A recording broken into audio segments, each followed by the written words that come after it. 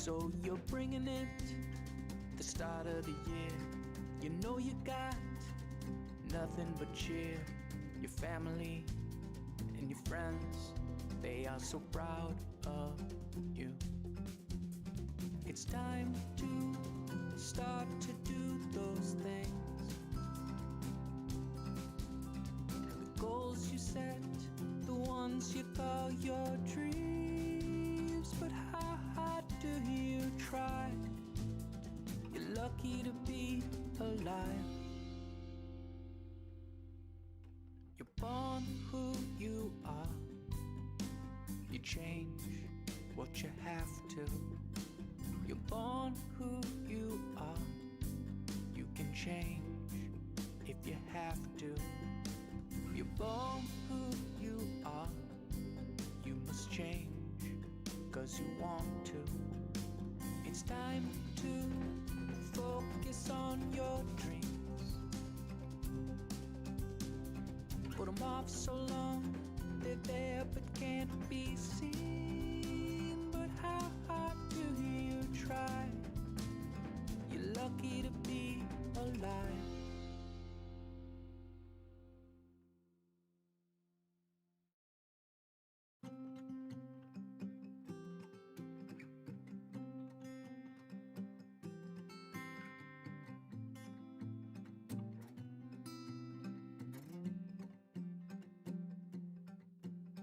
Let's step up our game a bit and use those things we quit, and laugh and smile and say we're lucky to be alive.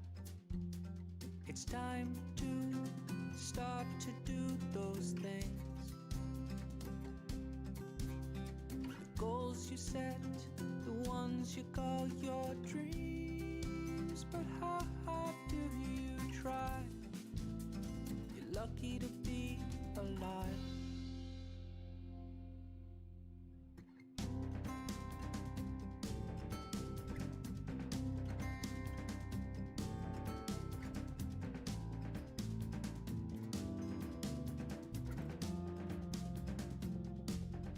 So you're bringing it, the start of the year. You know you got nothing but cheer. Your family and your friends, they are so proud of you. It's time to start to do those things, the goals you set, the ones you call your dreams. But how hard do you try? You're lucky to be alive. You're born who you are.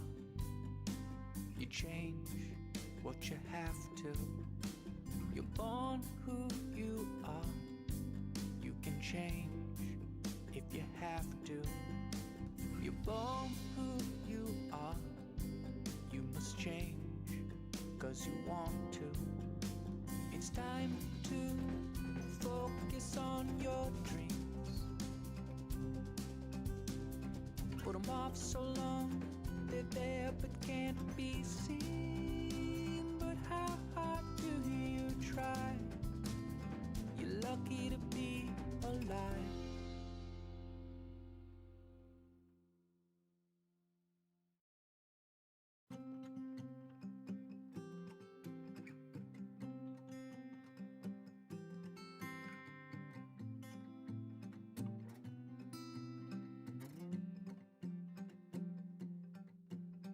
Let's step up our game a bit and use those things we quit, and laugh and smile and say we're lucky to be alive. It's time to start to do those things, the goals you set, the ones you call your dreams. But how hard do you try? You're lucky to be alive.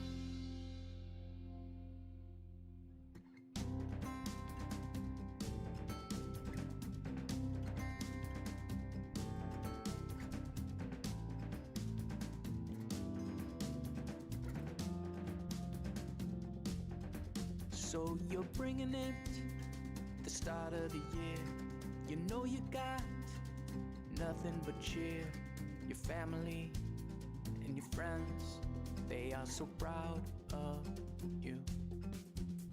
It's time to start to do those things, the goals you set, the ones you call your dreams. But how hard do you try? You're lucky to be alive. You're born who you are. You change what you have to. You're born who you are. You can change if you have to.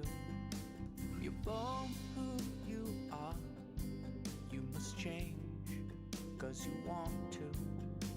It's time to focus on your dreams.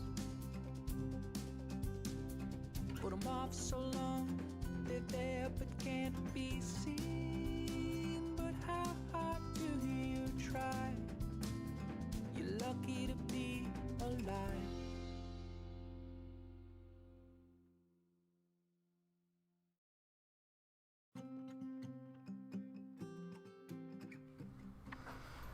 Good morning, everybody. Welcome to Cassadaga Spiritualist Camp, and welcome to the Adult Lyceum, which is this part of our first part of our service.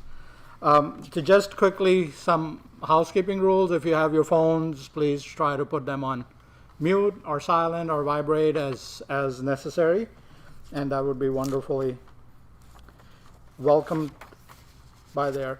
As you would have walked in, I would encourage you to pick up our brochures for the month of February. It should consist of 2 pieces of paper. Then this basically tells you the activities and the workshops and any engagements that are happening in Cassadaga. So that's something for you to have wonderfully. Going into the part of Adult Lyceum, our Adult Lyceum is structured for somewhat of an educational, informational purposes, where the guest lecturers present the topic and they share their observation and their take on that subject in congruence of the topic. So you will see that. And fortunately or unfortunately, however you see it, both ways, I am your guest speaker for today, and the topic that I have chosen is remote viewing and traveling clairvoyance, aspects of both elements. So a little bit of introduction of myself. I'm born, raised, educated in India. I have been a part of the U.S. Since 2003, and very quickly when I arrived to the U.S., I've been a part of Cassadaga Spiritualist Camp since then, and very active in the community and participating and offering anything that I have been gifted with, so I have a place to share with everybody is there. So before we go into the subjects of conversation, the aspects of remote viewing and aspects of traveling clairvoyance. Now, if you step back entirely from everything, these both elements are part of a broader definition of clairvoyance.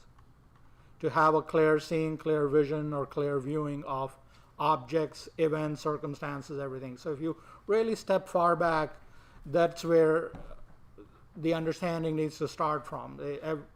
Everything is under that term, an umbrella of that term. Now, clairvoyance has been a big part of our journey ever since we can go far back. Some of these information is documented to when it started, when it became strongly. But as far as we go back in time, we can understand, anybody who had this vision the first time of events to happen or where the circumstances were leading them to, that's where the genesis of, clairvoyance can be established, right? But the big part of what excites me through my own journey is, the clairvoyance is not such a simple, easy to define thing, because it's experiential. In our life of spiritualists or spiritualism, most everything becomes experiential. Yes, there is theory behind it, but unless you experience that theory, it's just a theory. So it's a lot of things is very experiential. And the beautiful part is, as we are present in this group or those that are virtually there, you have the ability to create your own definition. So it's not just Joy's definition or Darlene's definition or XY's definition. It's a personalized experience, because how your senses stimulate that experience for you is truly unique to you. So understanding that. So as we will go talking about these two topics, we will be paralleling a lot of pieces of information that might help you in doing your own checks and balances. So if I were to say what you're going to leave here, Frank, was in the story of remote viewing is the research or sort of spying on different countries and different continents.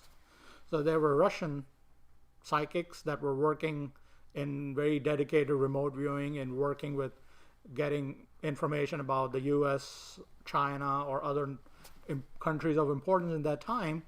And this was, what we call in today's world keeping up with the Joneses. So everybody had to join and like, oh yeah, if Russia can do it, why can't we do it?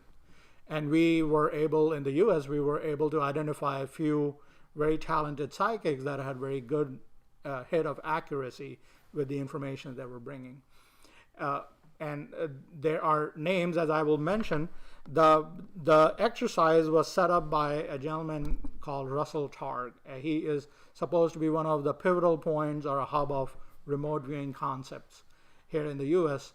And he discovered other members that became a team, and they created a project for the government of the US to work with the psychic abilities, to finding information to where the sensitive information is, and to work with that.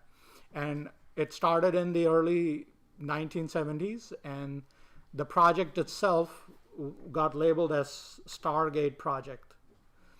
And he has given detailed report in his book called Limitless Mind, which is available in our bookstore and anywhere online as well. But through that book titled Limitless Mind, you can really go into the detail, the historical, chronological data of how that project was set up. And as I paraphrase this, the key player in that group was a gentleman named called Ingo Swann, Ingoswann.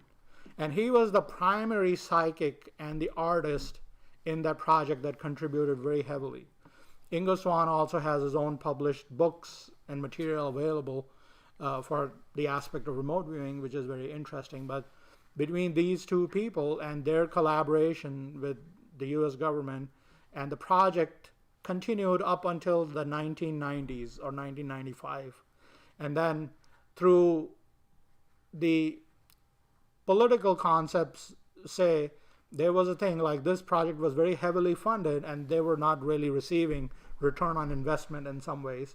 So somebody created an element there within that is like, they need to be defunded or they need to be decommissioned.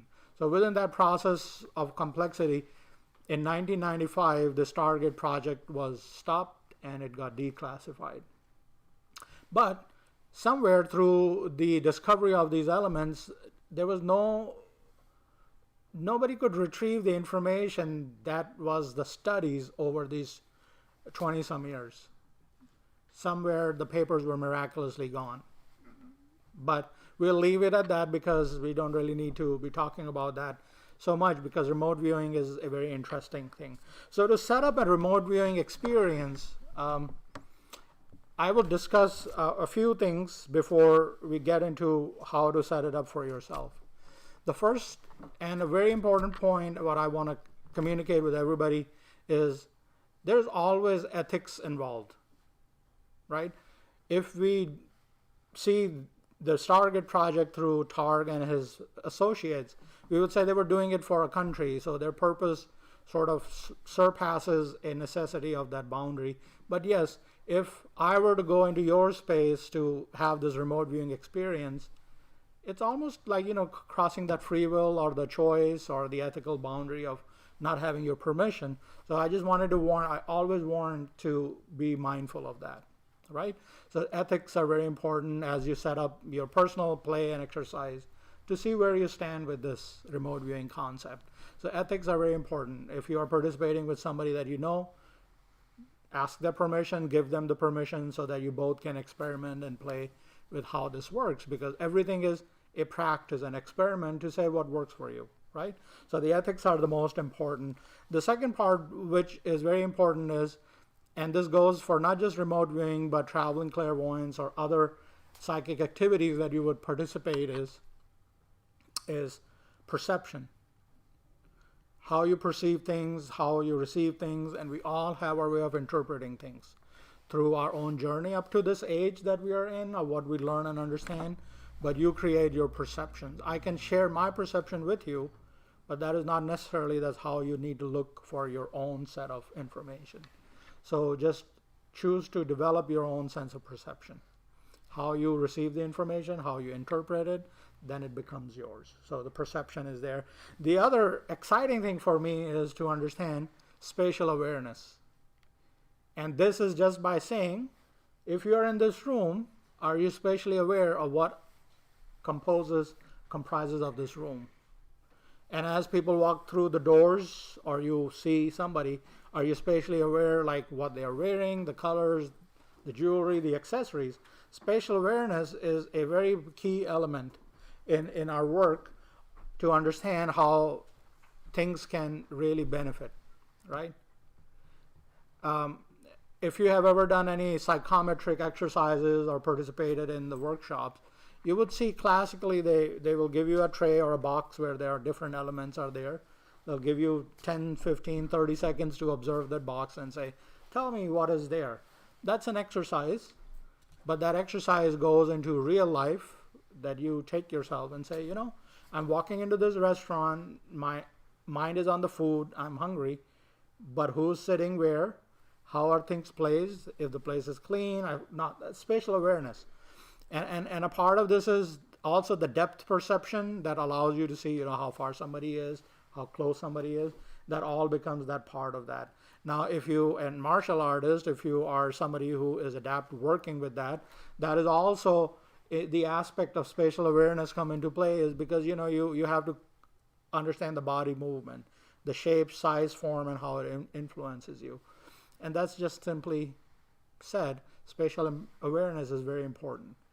And I say this because I don't want to say this to claim the fame or anything, but I have had very wonderful experiences with remote viewing and also traveling clairvoyance where the details were present at that time, but it's experience. It doesn't happen 100% all the time, but that is there. So when we look at these two components, perception and spatial awareness, that becomes a part of any psychic work.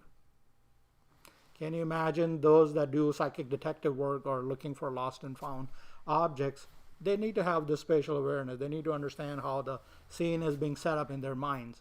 Everything is internalized, and then you get to express it outwardly. So in the remote viewing, what would happen is, I would say, I'm going to give a very relevant example from here now. We have a building across the street in 1090 building, right? It's a educational building. We do workshops, classes, etc. there. So the remote viewer will be here in this room, and there would be somebody to witness the description in that space. And that's the exercise part. This is not a live event. It's an exercise. So you'll be sitting here and you are wanting to see inside that building or around that building. And then you will get to describe what the building looks like on the inside, if you can pick up any colors, any tables, chairs, if there's a kitchen element, anything, any details that you perceive. And then you set up that experiment. The person that's standing in there in the remote viewing exercise would just be in live term be able to say, the remote viewer who's giving this information, is it accurate or not? Yes, no, close, approximately, somewhat. So there would be response in a very classical manner is there. So imagining if you are setting this exercise between family and friends, if you have permission to go there, even if you're holding it to a living room, and I'm just giving a very practical example, then you have the access of that friend to say every information that you're giving can be recorded on a piece of paper. And when you're coming out of that experiment, then you can say, check your accuracy, right? 2 out of 10, 5 out of 10, 10 out of 10. It will vary, different day, different results, but it gives you a nudge, a push to say, you keep moving into that exercise. So the difference, as I'm moving into the traveling clairvoyance, the difference is, I will elaborate after speaking about traveling clairvoyance. Traveling clairvoyance is where you can go into the mind, and as you are connecting with a deceased loved one or somebody's family member, and you can give an account of what their home looks like. Not just, I have a red vase, but where is this red vase sitting? Or if it is a broken red vase, if there was a crack in there. You'll be able to travel in that space around the object that you found. Think in terms of, you have your grandmother's ring. The majority of the time people will hold something valuable like that. But if you can say what the ring looks like, or wherever this ring is placed, if it's in a drawer, if it's on a shelf, it's in a dresser, that is where the mind travels. The traveling clairvoyance is, in my opinion and my work, that's what constitutes of that, right? To be able to travel. Now, what I was saying is, what differentiates for me remote viewing and traveling clairvoyance. Remote viewing, I have somewhere figured out to do it with current objects and possibly near future elements. So that building is a current object, it's there, and perhaps if I'm remote viewing, maybe I'll get a glimpse of what that building is going to look like 10 years down the road. That's a part of a projection in some ways, but still it is being induced on my sensory cues, and then I'm translating that. But that's remote viewing for me, in the present time as it is happening. Traveling clairvoyance, for my own convenience, somewhere I've learned to say, I will allow that traveling clairvoyance to work when I'm working with a deceased loved one. It helps me keep my phases of my brain straightened out, because then it is a less opportunity. What was this? Was this a remote viewing, or was this something is there, right? So when I choose to work with the deceased loved ones, I get to account for where things are, where things were. If I'm moving in an older home that is no longer in the family, I can give a detailed description of how the hallway looked like, the colors, if there were banisters, etc. Just the details part. And if I could say this to you, everything comes with practice. A lot of time is dedicating to developing your skill set, just fine-tuning that process. And you will be blessed if you have friends in your life that can allow you to have set these experiments. And then you can expand on that. John, I'll take your question in a minute. But as I am wanting to talk about this, that's where I gently separate, but they're not really separate. Remote viewing and traveling clairvoyance can be happening simultaneously together. They don't have to have any separation. But I've set it up. It gives me comfort in saying, now I'm just seeing a person's house, and now I'm seeing the dead person's house. It just gives my cue, and it helps me. And I'm sharing this. Maybe it'll help you, and you can try it for yourself. Now, what I'm also wanting to say is, there would be experiences where you would feel as though you have taken on somebody else's eyes. When you get to this work, when your sensitivity develops, you will feel as you have just stepped in a person or a spirit space or a spiritual space where you can see things through their eyes. That is classically, if you do the research, falls into the traveling clairvoyance, not so much in the remote viewing concepts. It goes into the traveling clairvoyance. Now, traveling clairvoyance has been done for many, many years ago. If you do your researches, it goes as far as 1756, 1758, and this has been very much established part of the psychic works or the mediumistic works, but these exercises have been there at all times. I'm going to pause. John had a question. So, remote viewing, right? Let's say you're sitting in this room, and you're going to tell people in this room what's across the street in that house over there. Mm-hmm. Okay? And then it's correct, and everybody goes, beautiful. How do you think that happens? Does my spirit go over there and look at that stuff? Or does God tell me what's over there? How do you think that happens? Well, there are different and many answers to your question, but clearly it is the faculty of the mind. It's in the muscle of the mind. God, if you want to bring God in there, it's your comfort place, that's fine with me. If you want to bring your deceased grandfather, that's fine with me. But if you are talking about true remote viewing, it's a very psychic activity, which is meaning your psychic senses. It is not a spiritual, clairvoyant, true activity. It's a very psychic activity. And that part comes with training. Now, if you have the skill set of being a clairvoyant of that nature for remote viewing, you would know this. And then all it is taking is pushing you to practice that muscle, that skill set to become better at it. And if you don't have it, you can keep trying for it. It will come at some point at different level, different variation. So it's not to be disappointed. You know, all of us want to jump into this to have a result first day. But it takes many years of practice. If you listen to the Ingo Swann story, he would spend hours on to just meditating and concentrating and losing everything that defines him to clear his mind so that he have a clear perception of what he was focusing to work with. You know, their work was charged with a lot of responsibility, a lot of detailed, sensitive information. They had the need to be accurate for that, right? Now, in our works today, when we do our mediumistic readings and etc., or even practice, we are a little bit more laid back. We're relaxed. It gives us an opportunity to have a little small trial and error with that.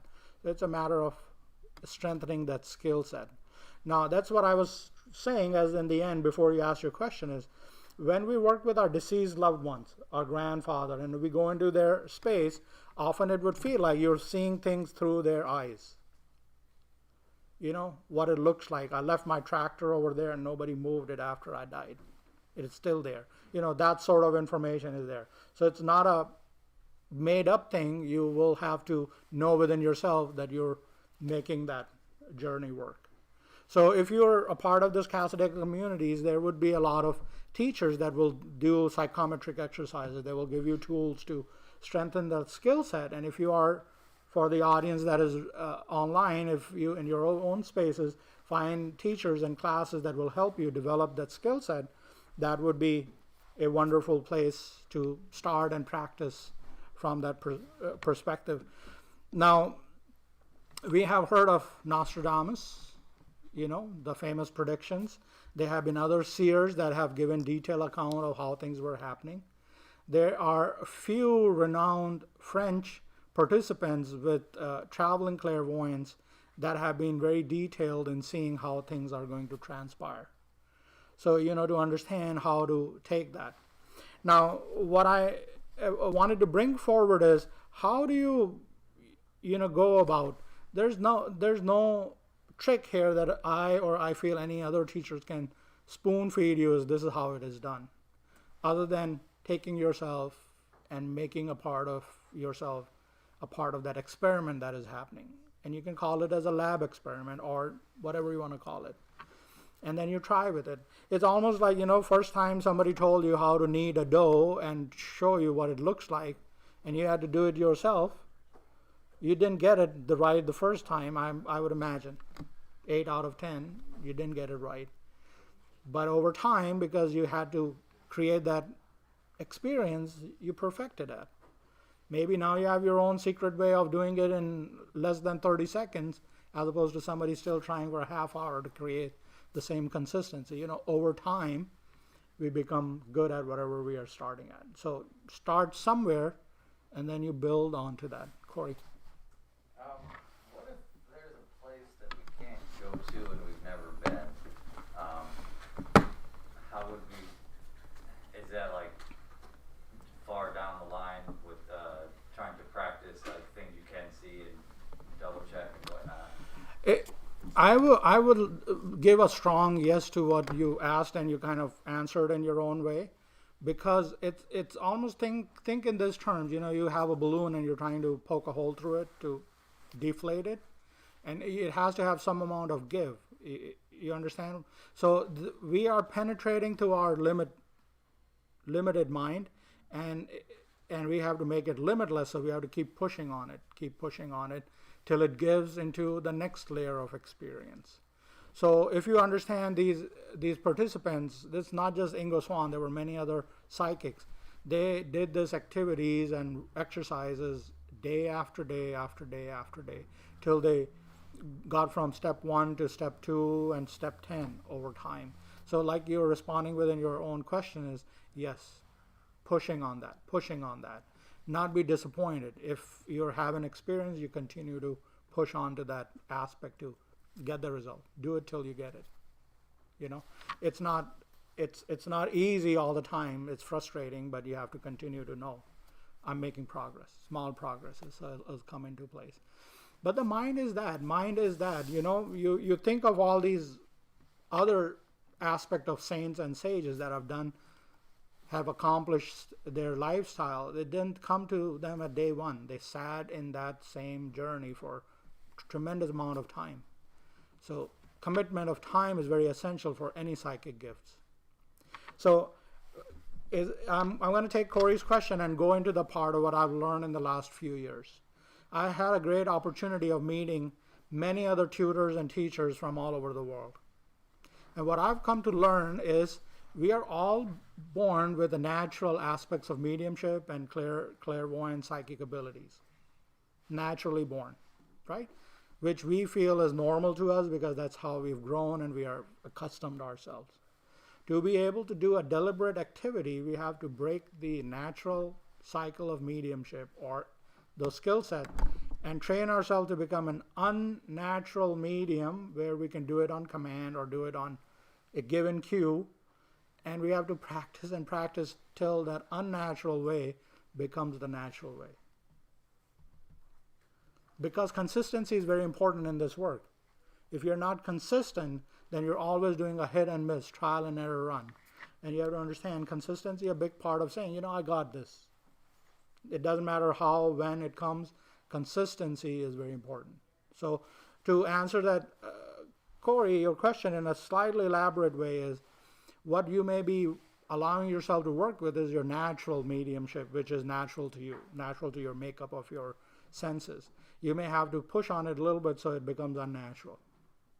Doing it on a cue, doing it on a command, doing it on a snap of a finger, or taking your mind, dropping all that is sitting on your mind and drop it to where you suspend yourself and your mind becomes clear. And that's unnatural because it's not naturally, any of us don't do it naturally.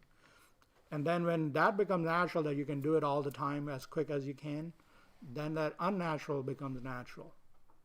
So what happens is that unnatural and that natural aspects of our skill set, our psychic senses, become ingrained with each other. They start to work with each other. So we weave a thread that ties those two aspects of our own personality at that development. So to understand all these things that we study here in our lyceums are geared towards stimulating that part of you. You know, I have got something, how do I take it to the next place? How do I take it to the next level?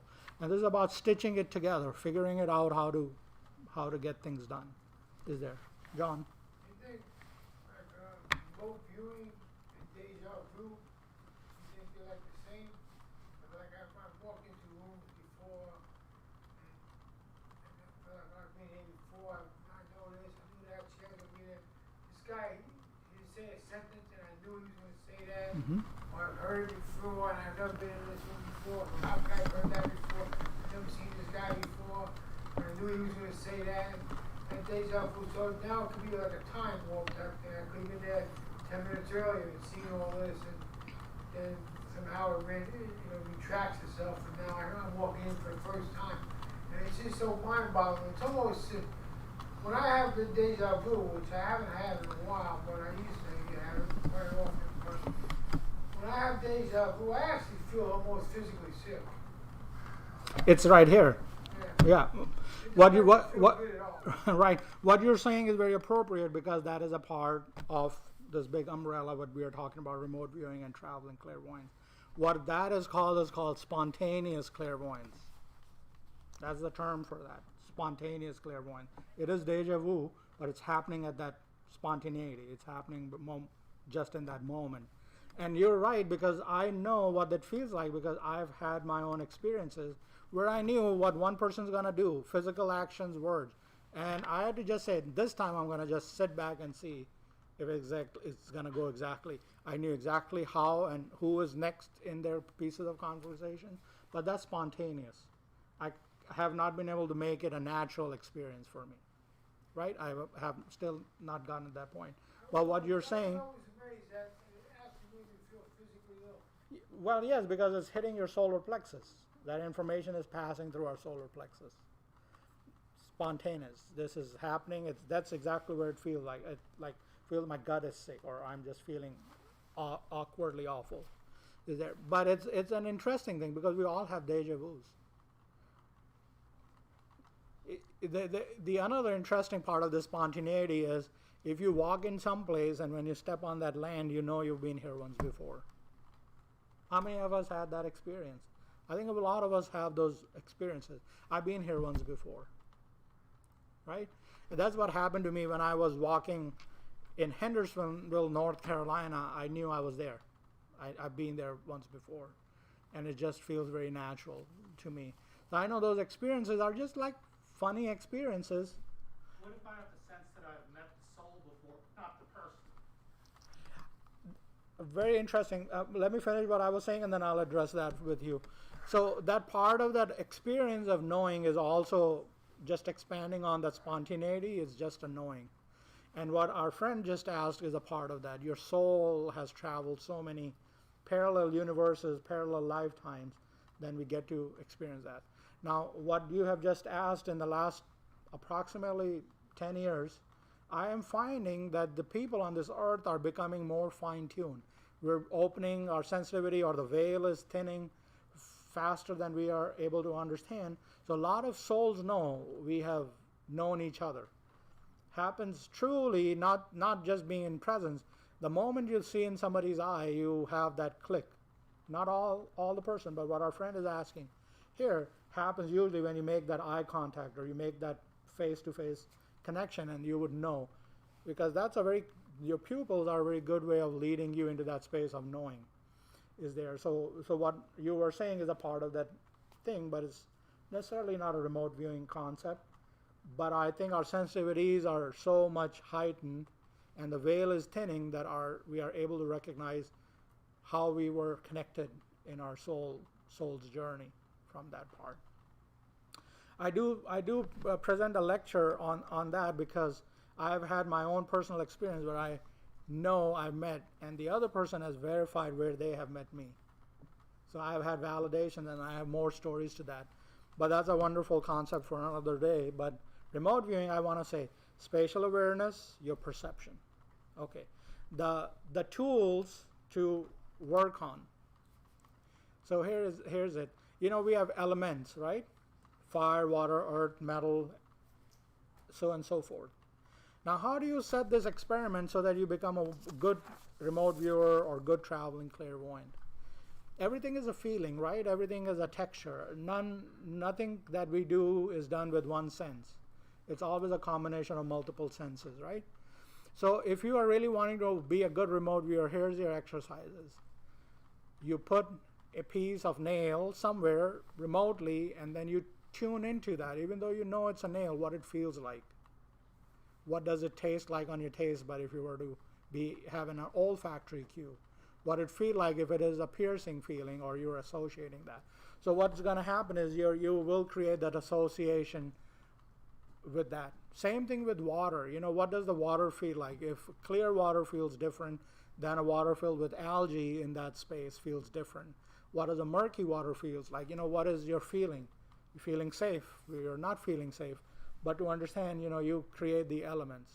Fire always is hot, but sometimes fire could be exciting. You could see it in the center of you and say, oh, I feel very good. I am in a safe place. So you have to draw your own perceptions close to the elements, what the element feels like.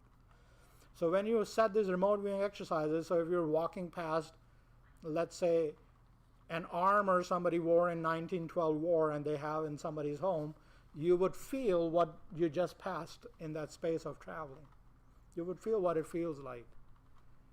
If you have somebody's walking stick made out of wood and half crystals, you would know what it feels like. You have to make yourself aware of what it feels within yourself. So that's a part of that journey that will allow you to enhance your sensitivity. Take yourself into the next phase where you would fine tune that. Okay, let me feel what it feels like. Can I feel the rivets on this nail in my hand? That's expanding on your sensitivity. So, you work with those tools and it becomes a learned behavior over time with that. Are there any nurses in this room? Have you learned how to start an IV on a patient? You had a basic training to feel where the vein is or where the location is, right? Did you get it the first time? Probably not. Just a simple. I'm just trying to keep it relevant because that is a skill set. You need to know where it is, how far to make the needle go so that you have a good blood draw or a good flow of fluids so that you can administer what you're wanting to do. Same aspects. Anybody that has done electrician work, they would know how much is too much exposure of the elements and how much is too little. Just comes over time. This is a skill set. You push on it and you get better at it. So I will entertain questions and then we will wrap this up. I think just to extend what you asked the nurse here Uh-huh. is that, and she can probably test this, is that when you're pulling blood, you find out where you are better.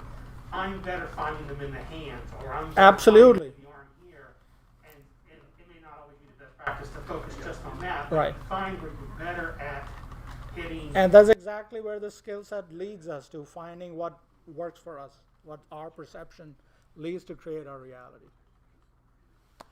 I thank anybody has any more questions? I thank everybody for your participation and thank you for being here. Just a few announcements before we close off. Our lecturer for today is Reverend Dr. Louis Gates. The service will start at 10:30 right here in this room, and our online participants are welcome to continue their participation.